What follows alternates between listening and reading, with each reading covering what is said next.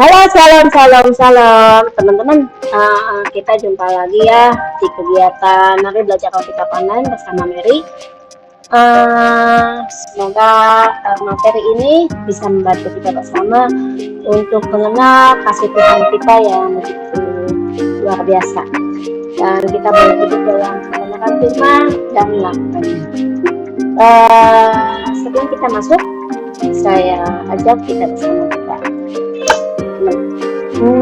Bapak yang maha baik, terima kasih karena Engkau telah memperkenalkan kami dengan firman Tuhan Yesus kami, yang juga menebus dosa kami.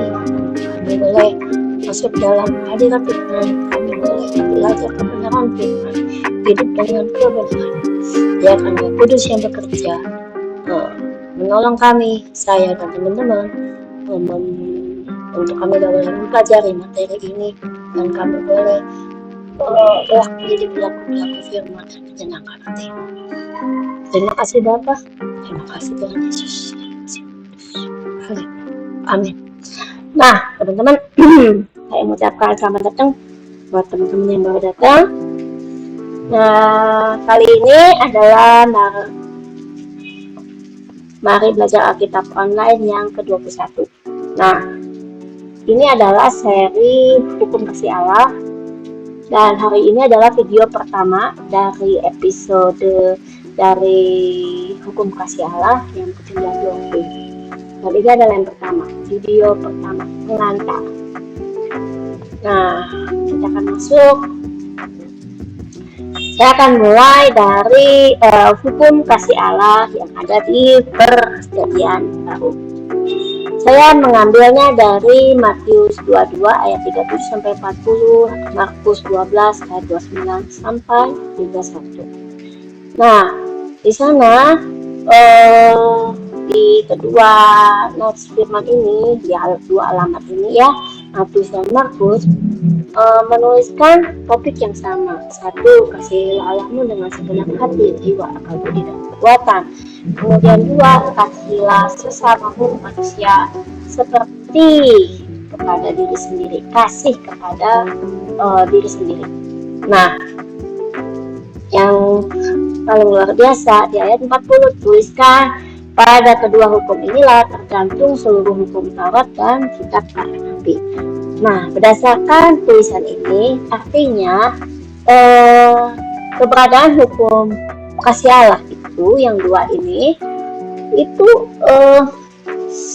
seperti rangkuman satu pondasi, rangkuman summary gitu ya, atas hukum Taurat dan kitab para nabi.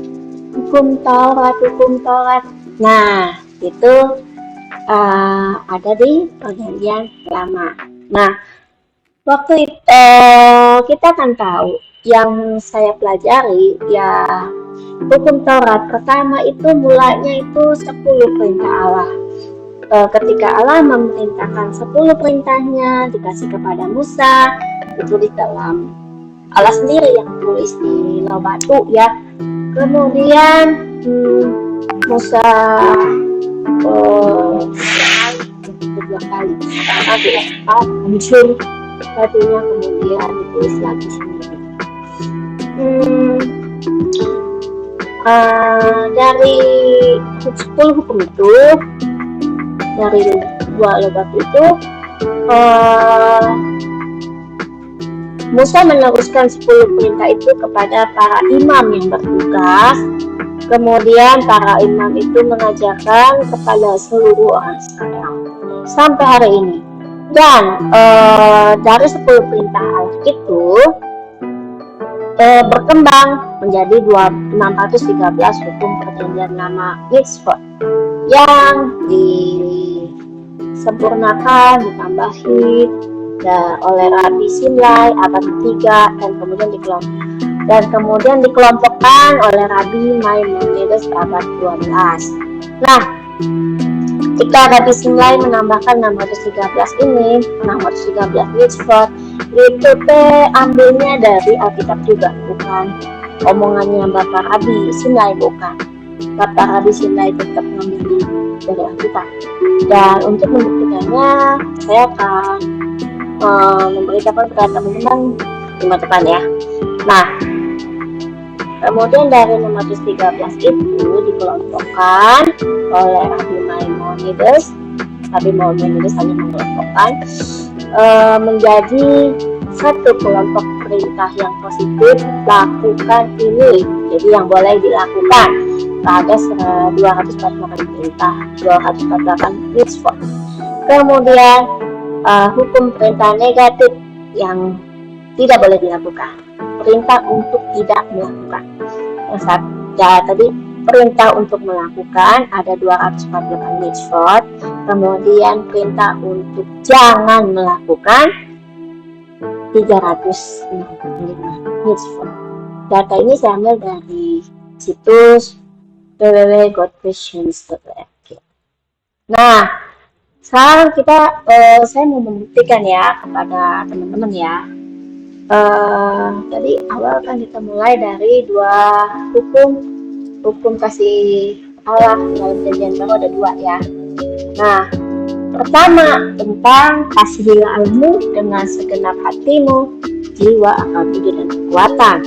Nah, ini saya buktikan dengan hukum 10 perintah Allah yang di perjanjian lama, yang kita lihat dari 1, 2, 3, dan 4.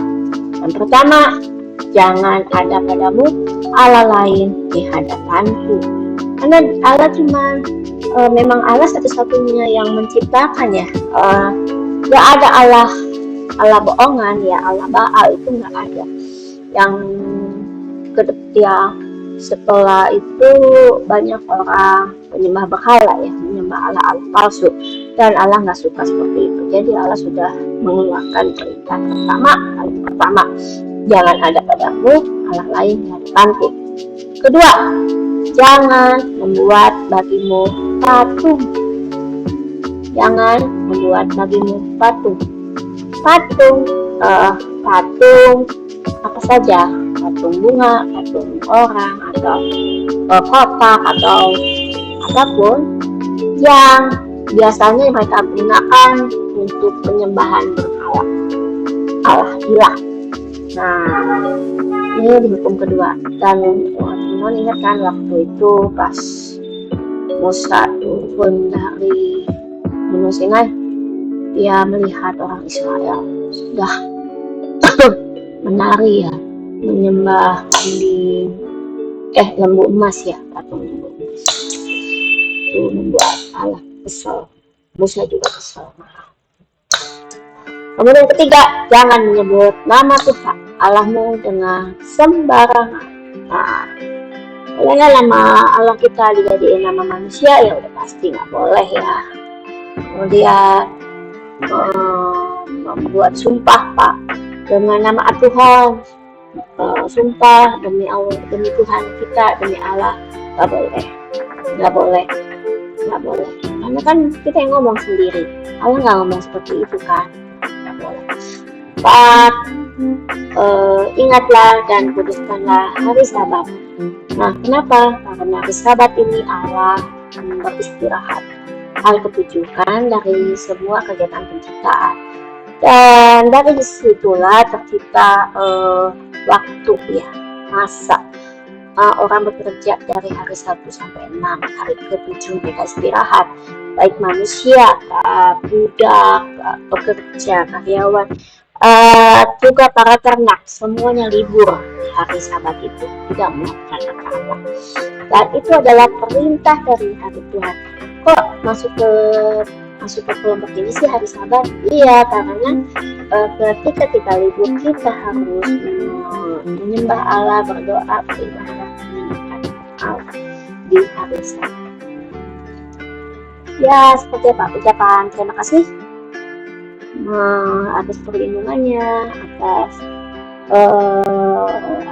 yang udah Allah beri kepada kita, sehingga ada kelancaran ketika kita bekerja, berkat dan lain sebagainya. Kemudian di hukum kedua, kasih di perjanjian baru, kasih Allah itu, dia bilang kasihilah sesama manusia seperti kepada diri sendiri, kasih kepada diri sendiri. Nah, di dalam 10 perintah Allah di bulan Ramadan itu ada, kita bisa lihat di halaman hukum nomor 5, 6, 7, 8, 9, 10. Dan khususnya nomor 5 ini sepertinya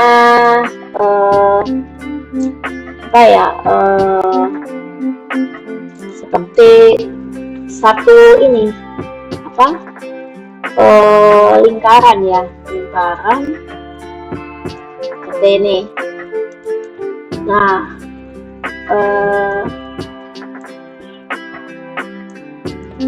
mana ya?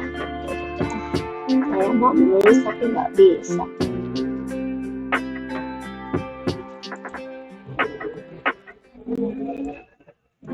Nggak bisa ini ya. Oke. Baca dulu. Oke, baca dulu. Oh. Nah, seperti ini ya teman-teman. Kalau misalnya ini ada gitu kan, perjanjian baru, saya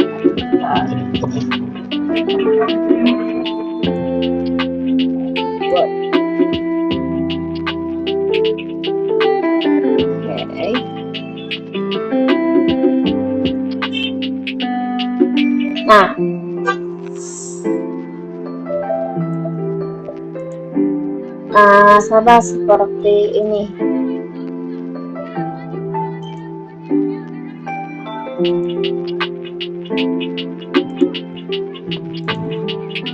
Kalau ini lingkaran perjanjian hukum kasih Allah yang pertama, kemudian ini adalah hukum kasih Allah yang kedua.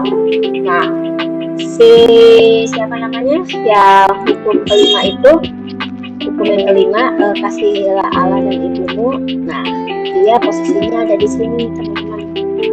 Nah, ini sehingga dia ada di sini, juga ada di bagian manusia, sama manusia. Kenapa demikian? Karena kita seringkali juga melihat di Alkitab bahwa Bapa kita, Allah di surga kita juga sebut sebagai Bapa, seperti itu. Sehingga misalnya ini hukum 1 ya, ini hukum 1, hukum 1 PB, ini hukum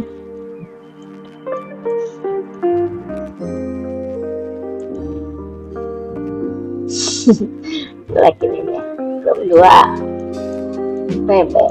Nah, di sini ada yang kelima, itu hormatilah ayah dan ibu. Oke.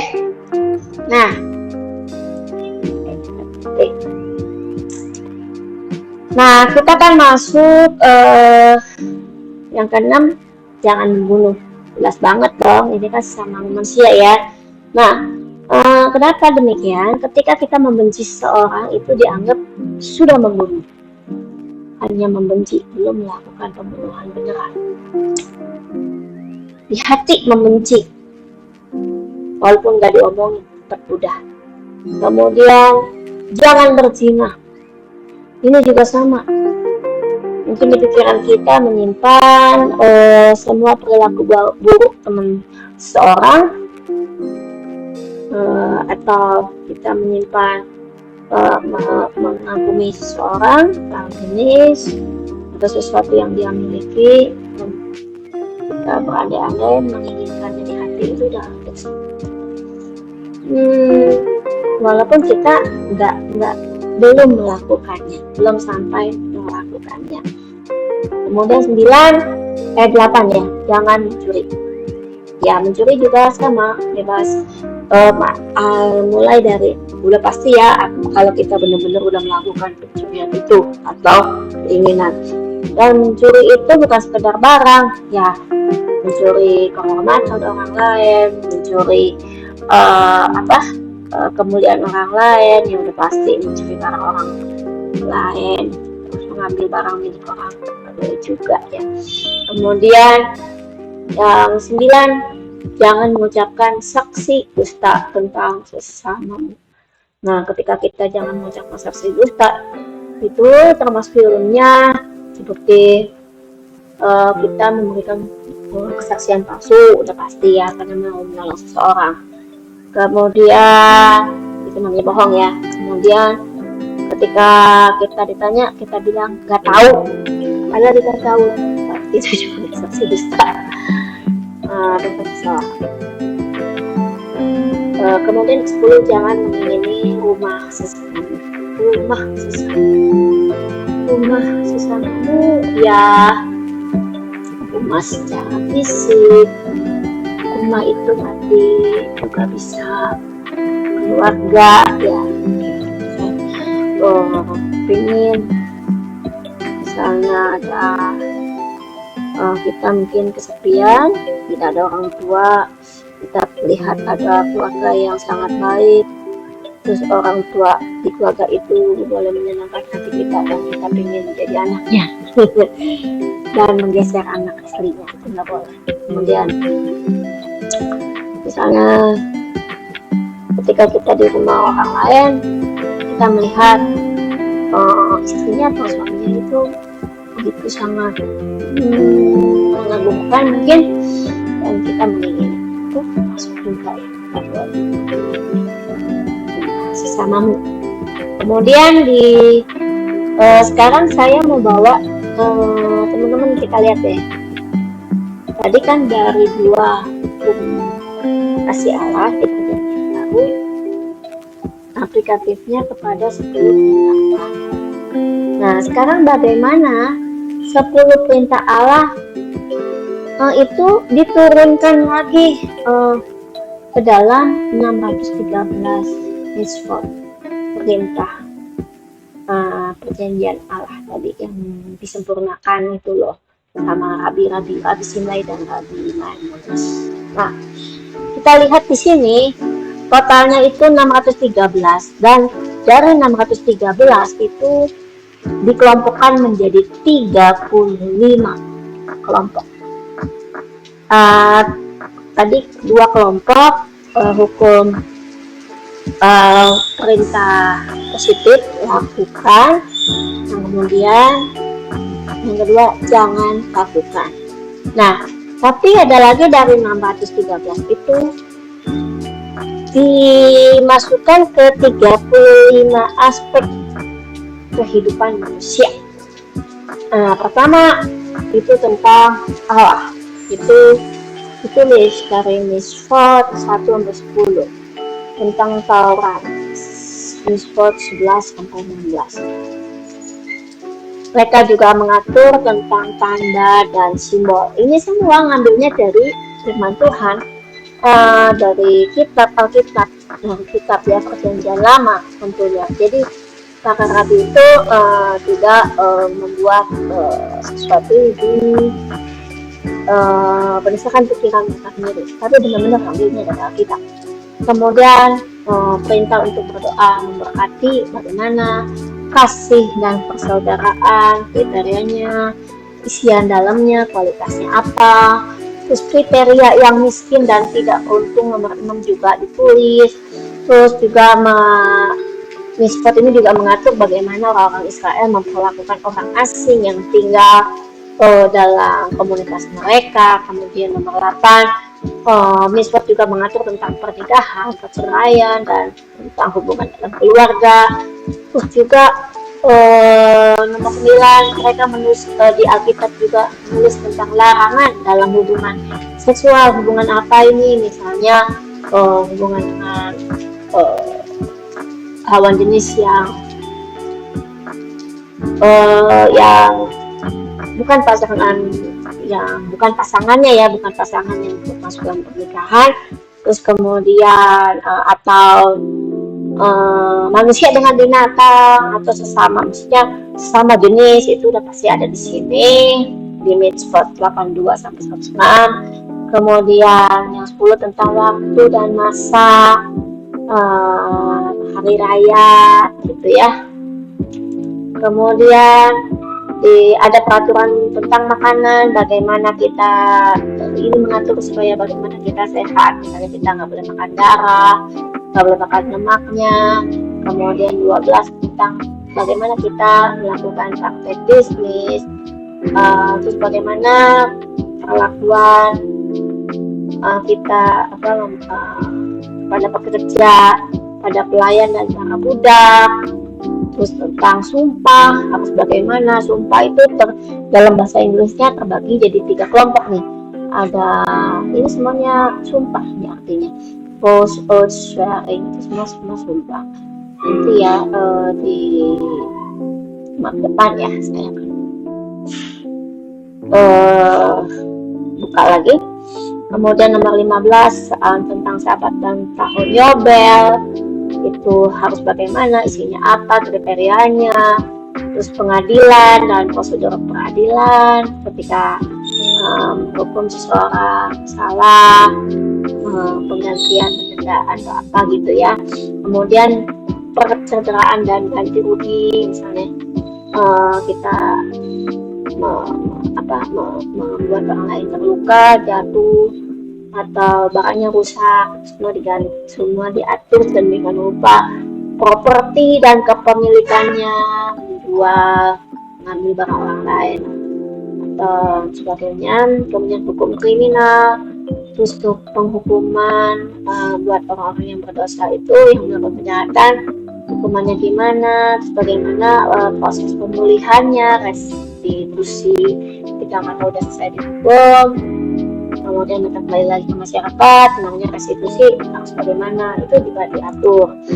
Kemudian juga Mitspot ini juga membuat aturan kaidah istilahnya prosedur apa gitu, kriteria kualitas tentang nubuat, yang nubuat Allah itu harus gimana. Pemujaan berhala yang masuk dalam yang nggak boleh itu ya, nih pemujaan berhala, penyembah berhala, praktek-praktek ini nggak boleh. Terus isinya gimana. Kemudian 23 pertanian dan peternakan hewan ternak, mereka melakukan pekerjaan dalam ternak ini. Kemudian cara berpakaian, tentang buah sulung, kesulungan ya. Nah terus kemudian misalnya ini saya tidak bisa didirikan di Indonesia, itu berlaku di sana. Kohanim ini Levi tentang pengaturan bagi suku Lewi, di sini nggak ada. Kemudian Trumat, Kites, ini ada takses, pajak ya, bukan persembahan, persepuluhan. Kemudian bait suci, pengudusan dan pengudusan objek-objek ya rumah Tuhan. Kemudian ini nggak ada di kita. 29 pengorbanan dan persembahan waktu itu, tapi di kita udah nggak ada yang ini. 29. 30 ritual pengudusan dan ketidakmurnian, ini ritual mungkin buat para imam juga orang Israel pada waktu itu, bukan kita. Kemudian 31 tentang pengaturan sakit kusta, penetapan sakit kusta, dalam karantina, tidak boleh ketemu orang lain dan lain sebagainya. Kemudian tentang raja, kewajiban, haknya dan pengaturan pengangkatan mungkin ya, menurunkan. Kemudian ketiga orang-orang Nasaret, kemudian tentang perang. Nah ini berhubungan dengan yang ada di orang Israel saat itu. Nah luar biasa bukan? Jadi dari tadi yang di Matius itu ya, Matius ya, tadi kan saya udah bilang Matius 22 ayat 40. Ini dibilang pada kedua hukum inilah hak hukum kasih Allah, kedua hukum itu bergantung seluruh hukum Taurat, 10 perintah Allah dan 613 penerapannya. Itu semua berdasarkan ini. Dan saya sudah membuktikannya. Puji Tuhan, dan itu boleh menguatkan hati kita. Lalu tapi kenapa orang bilang hukum Taurat itu, saya juga baca di Alkitab, membingungkan ya, seolah-olah kita menemukan satu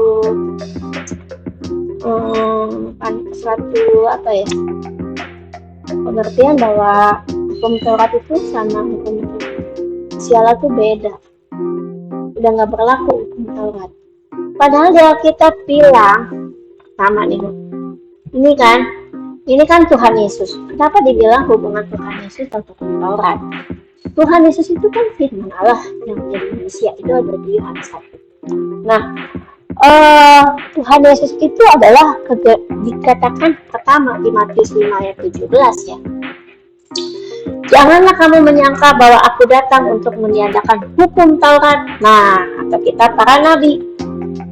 Tuhan Yesus sudah ngomong, ini omongan Tuhan Yesus sendiri. Aku datang bukan untuk meniadakannya, melainkan untuk menggenapinya. Tadi tuh sesuai dan tadi dibilang dari kedua hukum kasih Allah itu tergantung semua hukum Taurat dan kitab para nabi.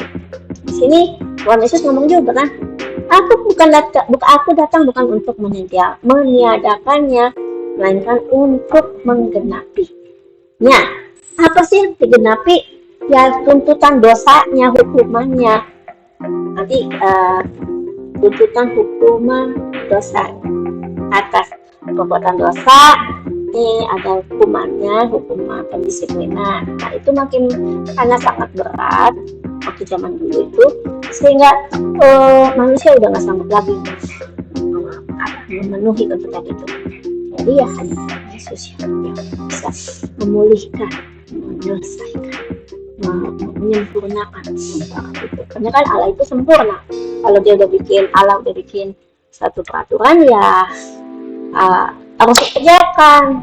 Ya peraturannya dikerjakan. Kalau melanggar ya hukumnya harus dikasih, dan hukumnya udah dikasih harus ada orang yang menanggung hukuman itu. Nah itulah Tuhan Yesus datang untuk kita. Nah kemudian di Matius 5 ayat 19 dikatakan demikian. Karena itu siapa yang meniadakan salah satu meniadakan ya, dia bilang nggak boleh ya. Karena itu siapa yang meniadakan salah satu perintah hukum Taurat, sekalipun yang paling kecil, dan mengajarkannya demikian kepada orang lain, ia akan menduduki tempat yang paling rendah di dalam kerajaan surga. Jadi kita nggak boleh bilang hukum Taurat nggak berlaku lagi. Salah. Tuhan Yesus datang untuk menggenapinya. Lalu ini berikutnya kalimat keduanya, tetapi siapa yang melakukan dan mengajarkan segala perintah-perintah hukum Taurat, mengajarkan, ia akan menduduki tempat yang tinggi di dalam kerajaan surga. Jadi otomatis kita harus melakukan segala perintah-perintah hukum Taurat. Ya jadi bingung ya, orang-orang bilang katanya hukum Taurat nggak berlaku lagi. Ya itu sok Yahudi gitu kali ya. Nah kita akan lihat ya penjelasan berikutnya. Yang sudah pasti adalah Tuhan Yesus datang untuk menggenapi. Siapa yang melakukan perintah hukum Taurat, dia akan menduduki tempat yang tinggi di dalam kerajaan surga. Dan ini masih selaras sama apa yang tadi katakan, bahwa di dalam dua hukum kasih Allah di perjanjian itu tergantung semua hukum Taurat dan kitab para nabi. Ya kan? Masuk nih. Apa sih yang Tuhan Yesus mau penuhi, menggenapi? Yesaya 25 ayat 8 demikian. Ia akan meniadakan maut untuk seterusnya. Kok maut ya? Maut apa?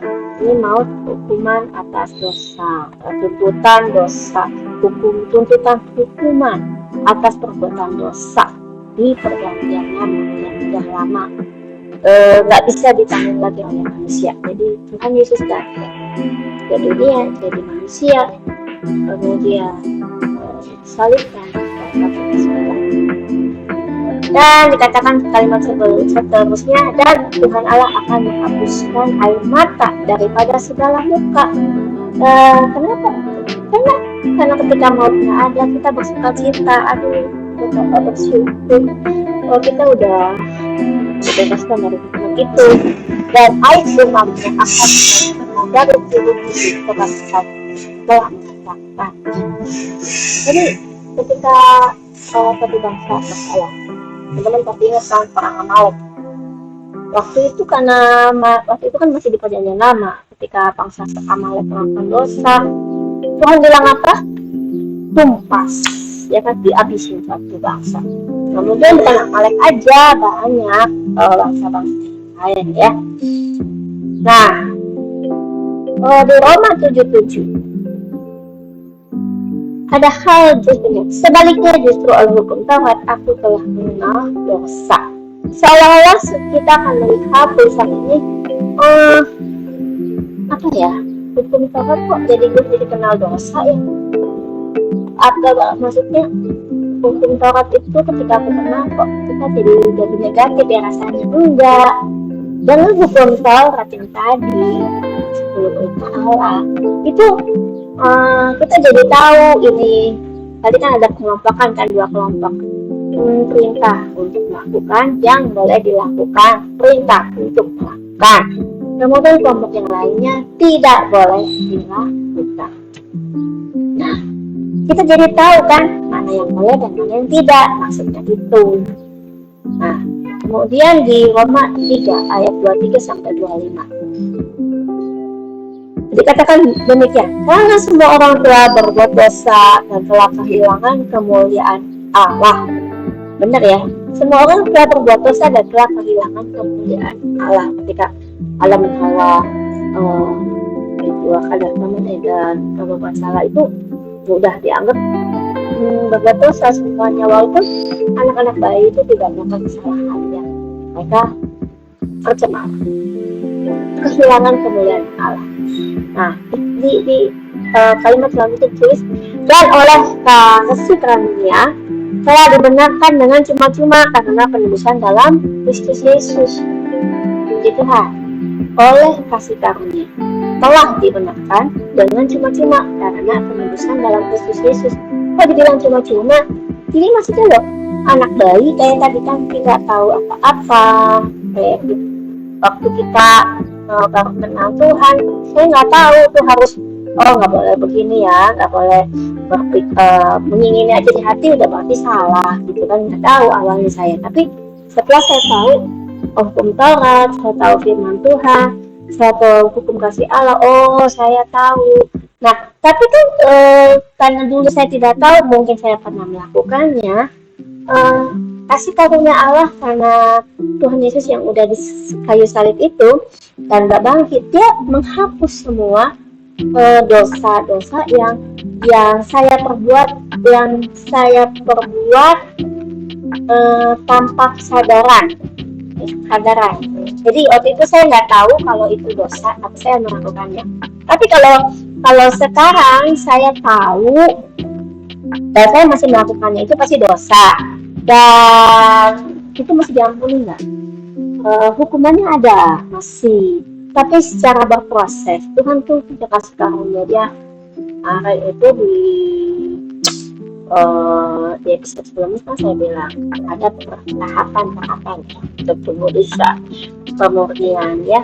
Nah, karena kita masih tinggal di dalam tubuh manusia lama, punya kebiasaan lama yang harus kita ubah ya, kalau kita mau menyenangkan hati Tuhan. Dan kalimat selanjutnya yang saya kasih tahu, Kristus Yesus telah ditentukan Allah menjadi jalan kedamaian karena iman dalam darahnya. Ini yang menjadi kunci. Kristus Yesus telah ditentukan Allah dari jalan perdamaian kepada iman. Jadi memang benar kalau misalnya nggak mau terima Tuhan Yesus, nggak mau baca firman, udah pasti kita masih berseteru kepada Allah. Udah pasti kita masih terus aja melakukan kesalahan, terus aja kita hidup dalam dosa, ya. Terus mana dong kalau orang yang menolak Tuhan Yesus, dosa dong ya. Kok dikasih tahu nggak mau dengar dulu ya. Jadi jangan bilang, oh udah nggak dosa dong, kan nggak mau terima. Bisa bos, kamu dapat kita kasih tahu tuh. Terima salah, kulit tubuh terima sehat, dulu. gemes. Terima Tuhan Yesus. Kalau kamu menolak ya berarti kamu menolak keselamatan dari Allah. Kamu berarti kita masih masuk ke dalam kelompok orang-orang perjanjian lama yang harus membayar tuntutan dosa itu. Sangat menyedihkan kan? Kayak kasih akses yang apa ya, memudahkan kok nggak mau ya. Oke. Nah, sekarang ini adalah yang paling utama menurut saya.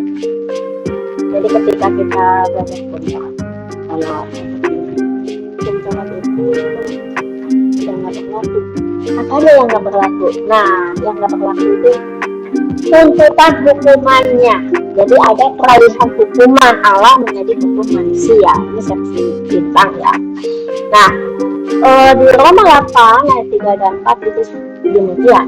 Sebab apa yang tidak mungkin dilakukan hukum Taurat karena tak berdaya oleh daging telah dilakukan oleh Allah. Apa maksudnya? Tuhan Yesus maut yang sudah dikalahkan ya sama Tuhan Yesus. Dengan jalan tuh kan ya, mengutus anaknya sendiri dalam daging yang serupa dengan daging yang dikuasai dosa karena dosa. Dia telah menjadikan hukuman atas dosa di dalam daging. Tuhan Yesus mampu melawan segala godaan ketika 40 hari malam dia puasa, digodain sama si iblis 3 pencobaan, dia masih berhasil. Itu sebenarnya memberikan contoh pada kita. Tuhan Yesus firman yang menjadi manusia itu bisa. Kok nggak bisa? Dia bisa karena apa? Memang dia Allah, tapi dia manusia 100%. Kenapa dia bisa? Karena dia tahu firman, bagaimana cara melakukannya supaya dia tidak berdosa. Dia tahu firman dan dia melakukan firman itu sehingga dia bisa. Coba banyak sih di situ kan. Jadi ya kita memang harus puasa secara berkala, bagus untuk pengendalian keinginan hati kita ya. Nah, katakan kemudian dia telah menjatuhkan hukuman atas dosa di dalam daging. Hukuman atas dosa di dalam daging. Yesus disalibkan, kemudian disalibkan. Yesus disalibkan, disalib nggak melakukan. Dia nggak mau, dan dia menyalibkan tubuhnya secara fisik, darahnya tercurah, boleh menyembuhkan kita. Dan yang paling utama saya kasih garis supaya tuntutan hukum Taurat digenapi di dalam kita ini lagi, supaya tuntutan hukum Taurat digenapi di dalam kita. Tuntutan apa? Tuntutan hukuman itu, hukuman maut itu. Supaya ketika kita menerima Tuhan Yesus tadi, bahwa kita sudah hidup di hukum kasih Allah dan kita tidak jadi kelompok manusia yang dibinasakan. Seperti itu. Jadi kita yang ketika kita tuntutan hukum Taurat di dalam kita sudah digenapi, nah jadi yang tidak hidup menurut daging tapi kita menurut roh. Kita tahu firman di Tuhan Yesus, Tuhan itu kan manusia seutuhnya. Tapi dia kok tahu ya, kok dia bisa, memang dia Allah tapi dia juga manusia. Kenapa dia bisa?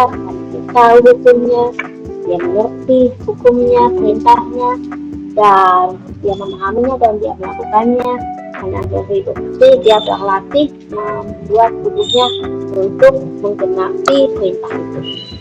Kalau udah menggenapi perintah, melakukan perintah, ya udah nggak dihukum lagi dong ya, kan udah nggak melakukan dosa, nggak dihukum lagi gitu. Nah, itu yang harus bertahap kita melakukan terus. Nah, tiga kesimpulan dari peralihan hukum Allah ini jadi hukum manusia. Pertama, tentang keberadaan Tuhan Yesus dan salibnya. Keberadaan Tuhan Yesus, firman Tuhan, perintah Allah yang manusia dan salibnya. Ketika dia memenuhi salib Tuhan Yesus itu, ketika dia mati di kayu salib, darahnya tercurah, Tuhan Yesus itu sudah memenuhi tuntutan hukum Taurat atas dosa yang manusia lakukan. Padahal Tuhan Yesus nggak bikin apa-apa loh. Dan kemudian keberadaan Tuhan Yesus dengan firman-Nya, perintah Allah, itu adalah aplikasinya, hukum kasih karunia Allah. Bagaimana sih kita bisa hidup di dalam kasih Allah, konfirmasi peneguhan atas 10 perintah Allah, kita membutuhkan hati Allah, kita supaya kita tahu, oh ini boleh, ini nggak boleh, ini boleh, ini boleh, nggak boleh. Kita boleh mengikuti Allah. Dan terakhir, hukum manusia, hukum negara. Jadi yang kita dengarkan, kalau orang mencuri sekarang dihukum nggak? Ya hukum dong, ada hukum negara yang melindungi, hukum kepemilikan, hukum pernikahan, semuanya ada. Dan itu hukum-hukum itu, hukum negara itu adalah produk turunan. Produk hukum turunan dari dasar konsep hukum Taurat. Dengan penerapan disiplin hukumannya itu sesuai dengan kebijaksanaan dan kemampuan batasan fisik manusia. Kan ada hak asasi manusia ya, kita mengenal saat ini kan. Walaupun seorang penjahat sekalipun kita di pengadilan selalu ada pengacara yang membela dia selain ada penuntut. Jadi dosa apapun selalu ada orang yang membela dan satu yang menuntut. Demikian. Sehingga semoga ini menjadi pencerahan baru buat teman-teman. Sebenarnya kita dapat masih baru apa enggak? Masih dong. Karena itu adalah isi dari hukum kasih Allah yang tentang dua hukum itu. Ini nggak bisa dilepas. Hukum kasih Allah, misalnya ini hukum kasih Allah, kemudian ya kembali membuat satunya.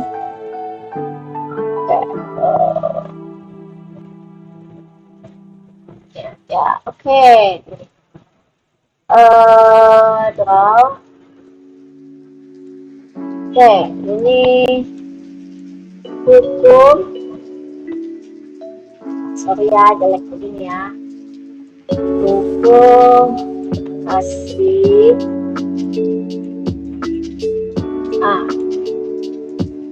Allah. Nah, ini itu menjadi gantungan yang